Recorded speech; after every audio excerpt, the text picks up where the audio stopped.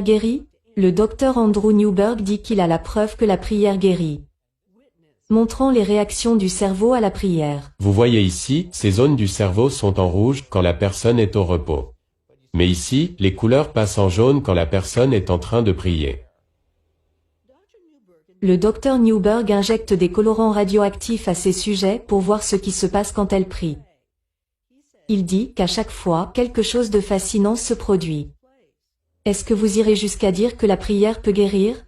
Absolument, absolument. La prière peut guérir. Il y a des changements au niveau des différents neurotransmetteurs. Des éléments chimiques dans notre cerveau qui aident à libérer des choses comme la sérotonine et la dopamine dans le cerveau. Certaines de ces choses peuvent aider à soulager des douleurs. Les résultats des recherches du docteur Newberg sont dans son livre.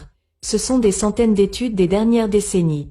Alors que le corps médical a un nouveau regard sur le rôle de la religion dans la médecine moderne. Donc, pourquoi cela n'existe pas dans les officines des médecins? Les médecins demeurent réticents. Ils ont été pratiquement formés pour mettre cela de côté. Dr Henry Sorel avait l'habitude d'être l'un d'eux. Mais maintenant, il dit qu'après avoir revisé plus d'une centaine d'études, il a changé de vue.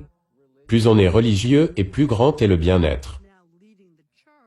Sorel est désormais celui qui dirige la lutte en aidant le corps médical pour que les médecins reconnaissent la puissance de la prière comme une arme de la guérison. Comme dans les études de l'université Duke qui a reconnu que ceux qui prient journellement ont 40% moins de chances d'avoir une hypertension. D'autres études disent que la prière peut réduire la dépression et l'anxiété. Nous pensons que la recherche montre et montrera que les gens dont la foi est supportée par leur